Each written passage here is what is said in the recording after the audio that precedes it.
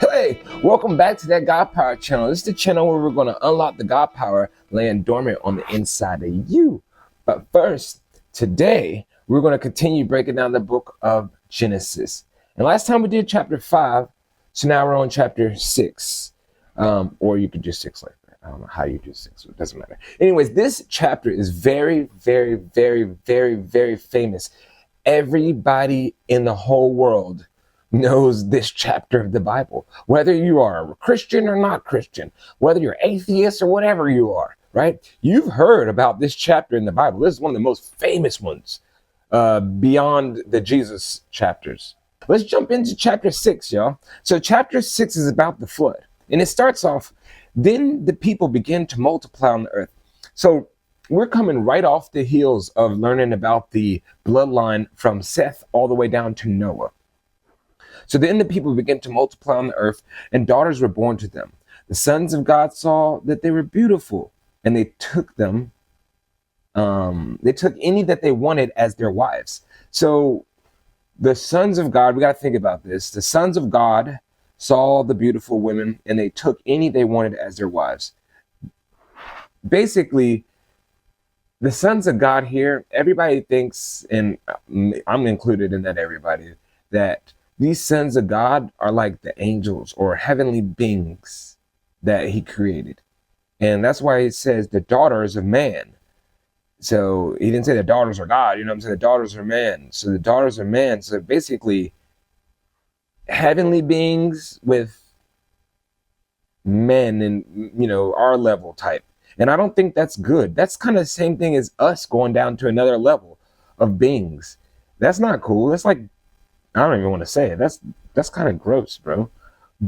But we're going to keep reading to see what's up. Anyways, then the Lord said, my spirit will not put up with humans for such a long time, for they're only mortal flesh.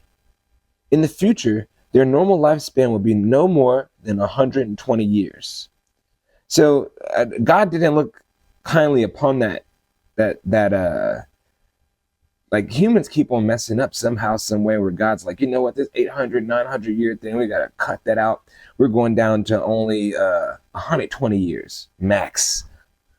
In those days, for some time after, giant Nephilites lived on the earth.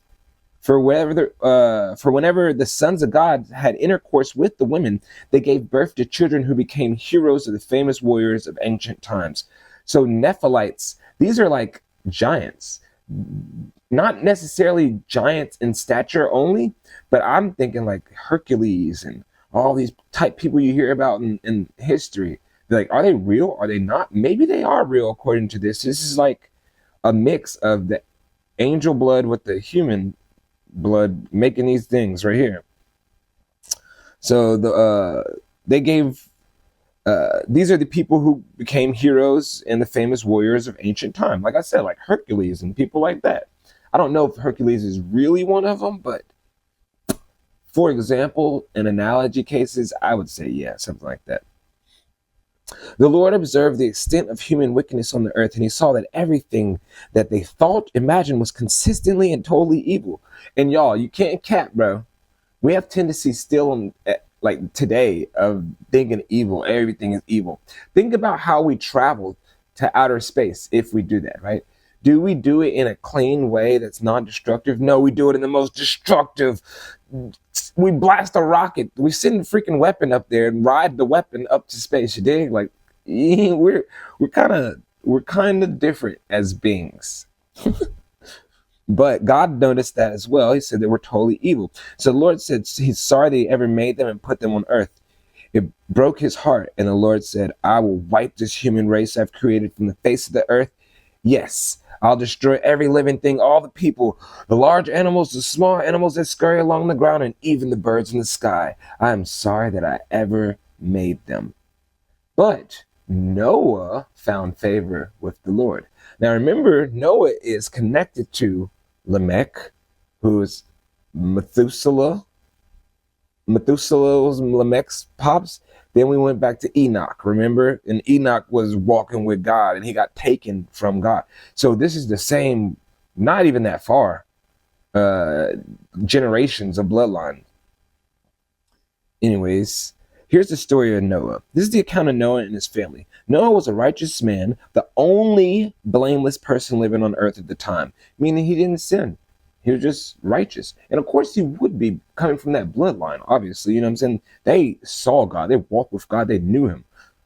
And he walked in close fellowship with God.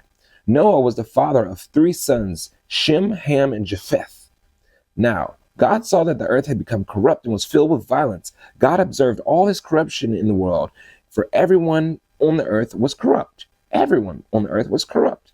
So God said to Noah, I've decided to destroy all living creatures, for they all filled the earth with violence. Yes, I'll wipe them all out along with the earth. But he told Noah to build a large boat from cypress wood and waterproof it with tar inside and out. Then construct decks and stalls throughout its interior. Make the boat 450 feet long, 75 feet wide, and 45 feet high. Leave 18-inch opening below the roof all the way around the boat. Put the door on the side and build 3 decks inside the boat, lower, middle, and upper.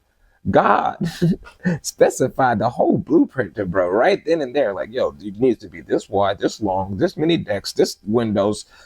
And like, that's pretty cool. God is a architect, just like on the spot. Anyways, and then God keeps on talking to Noah, and he's saying, look, I'm about to cover the earth with a flood that will destroy every living thing that breathes. Everything on earth will die. But I will confirm my covenant with you. So enter the boat, you and your wife and your sons and their wives. Bring a pair of every animal, male and female, into the boat with you and keep them alive during the flood. Pairs of every kind of bird and every kind of animal and every kind of small animal that scurries along the ground will come to you to be kept alive. And be sure to take on board enough food for you and your family and for all the animals. So it's not like Noah had to go on like a monster hunt or nothing like that and go hunt for these animals. The animals literally came to him. God made it so that the animals came to Noah, which, you know what I'm saying, if you've seen cartoons and stuff, you probably knew that already. But yeah, that's what happened. And it's male and female. And he had to have enough food for him and all the animals. What kind of food do you think they had? It had to be something mad simple to get on that boat.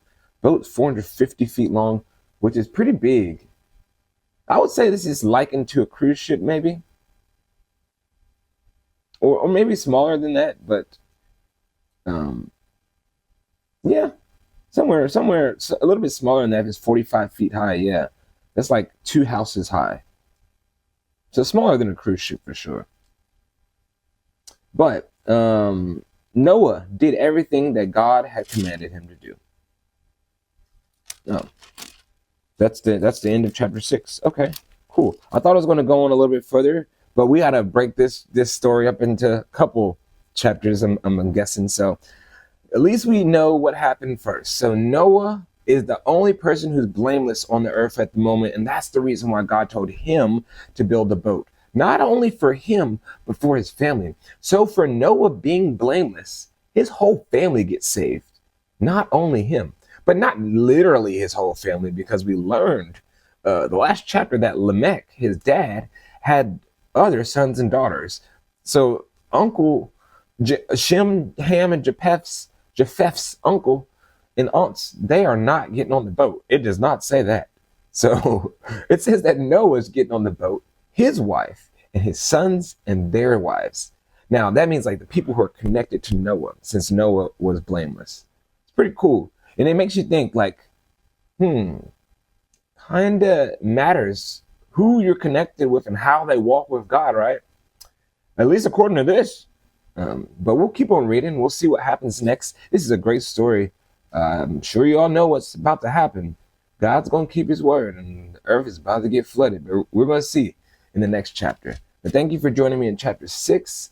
I will holler at y'all in the next one in chapter 7. But in the meantime, make sure that you're doing good to yourself, but not only yourself, to others. You're supposed to love yourself as you love others. So if you love others more than you love yourself, you're doing it wrong. Or if you love yourself more than you love others, you're doing it wrong. You're supposed to love yourself as you love others, or love others as you love yourself. You dig? So make sure you focus on that, and I'll holler at y'all in the next one. But wait. You have to remember that you got that God power. On your heart, tugging on your